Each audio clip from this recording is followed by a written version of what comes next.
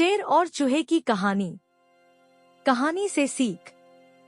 इस कहानी से हमें यह सीख मिलती है कि हमें सिर्फ शरीर के आधार पर किसी इंसान को छोटा या बड़ा नहीं समझना चाहिए।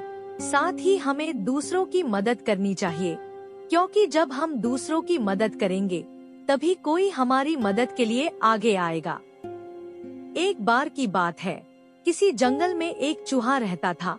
एक दिन जब वो अपनी बिल की तरफ लौट रहा था तो उसने एक गुफा में एक शेर को आराम करते देखा। शेर को मजे में सोते हुए देख चूहे के मन में शरारत सूझी। चूहा शेर की गुफा में जा घुसा और शेर के ऊपर चढ़ गया। वह शेर के ऊपर खूब उछल-कूद करने लगा और उसके बाल खींचने लगा। चूहे की शरारतों से शेर की नींद खुल गई और उसने चूहे को अपने नुकीले पंजों में दबोच लिया।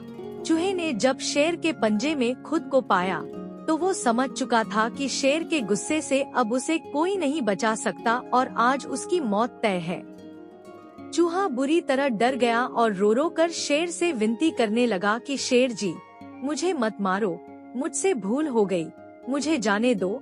अगर आज आप मुझे जाने देंगे तो मैं आपके इस उपकार के बदले भविष्य में जब भी आपको किसी मदद की जरूरत होगी मैं आपकी मदद करूंगा। चूहे की बातें सुनकर शेर की हंसी निकल गई। शेर ने कहा कि तुम तो खुद इतने छोटे हो, मेरी मदद क्या करोगे। चूहे की विनती सुनकर शेर को उस पर दया आ गई और उसने चूहे को छोड़ दिया।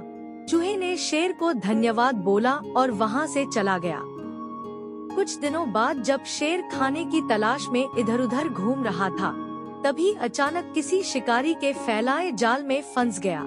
शेर ने खुद को जाल से निकालने की भरपूर कोशिश की, लेकिन निकल नहीं पाया। काफी देर कोशिश करने के बाद उसी वक्त वो चूहा उधर से गुजर रहा था कि उसने शेर की दहाड़ने की आवाज सुनी। वो भागकर शेर के पास गया और शेर को जाल में फंसा देख चौंक गया। उसने बिना देर करते हुए अपने नुकीले दांतों से जाल को काटना शुरू किया और कुछ ही देर में उसने पूरे जाल को काटकर शेर को आजाद कर दिया। चूहे की इस मदद से शेर की आंखें भर आईं और नम आंखों से शेर ने चूहे को धन्यवाद किया और दोनों वहां से चले गए। फिर शेर और चूहा अच्छे दोस्त बन गए, ने मदद के लिए दहाड़ लगानी शुरू की। कहानी से सीख।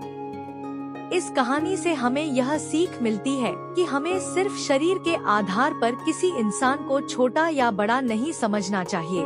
साथ ही हमें दूसरों की मदद करनी चाहिए, क्योंकि जब हम दूसरों की मदद करेंगे तभी कोई हमारी मदद के लिए आगे आएगा।